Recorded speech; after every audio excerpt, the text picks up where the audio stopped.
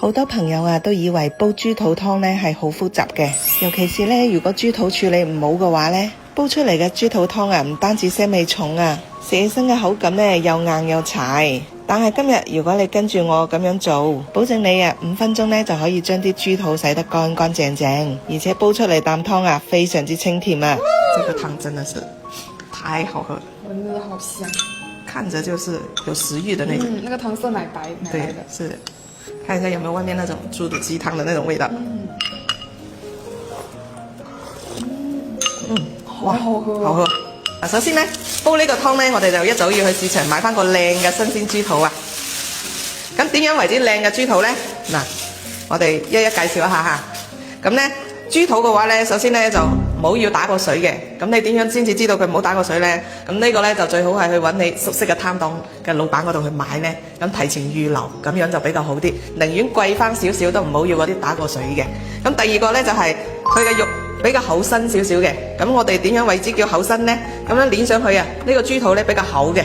咁呢啲肉呢就比較厚身啦。咁厚身嘅豬肚呢，食起身呢佢會比較脆爽一啲，口感好好多嘅。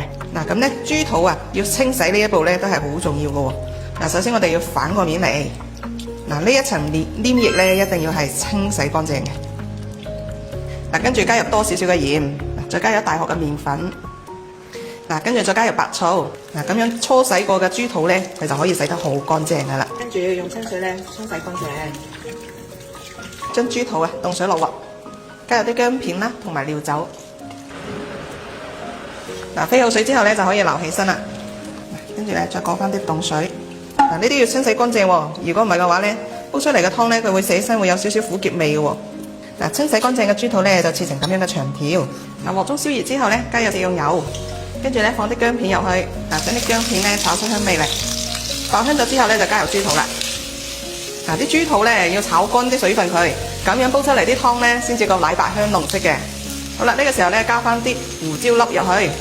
嗱，胡椒粒呢，就係呢個湯嘅靈魂嚟嘅。咁呢，加咗入去啊，煲出嚟啲湯呢，好香濃嘅，而且呢，佢有更有效咁樣剔開嗰啲豬肚嗰啲腥味嘅。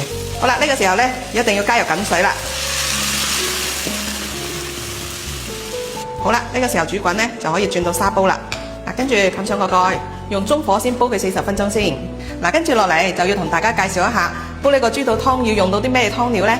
嗱，呢度準備咗有半截嘅呢淮生，咁呢仲有杞子啦、紅棗同埋蓮子嘅。嗱，呢啲呢全部都係呢個湯嘅靈魂搭配嚟嘅。尤其是今日呢個蓮子呢，我要重點同大家介紹一下嘅。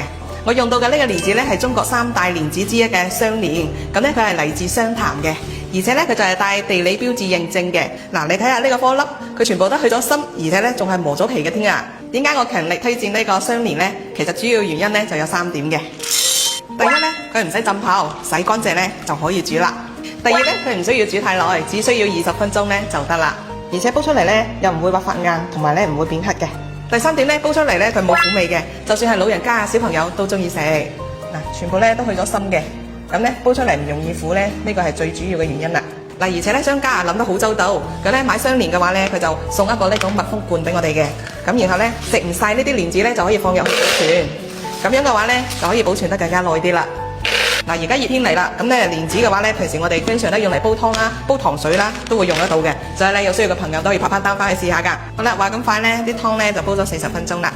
嗱，睇下啲豬肚湯呢已經煲到好奶白啦。嗱，呢個時候呢，就可以加淮生，仲有啲蓮子，嗱，再放埋幾粒紅棗入去。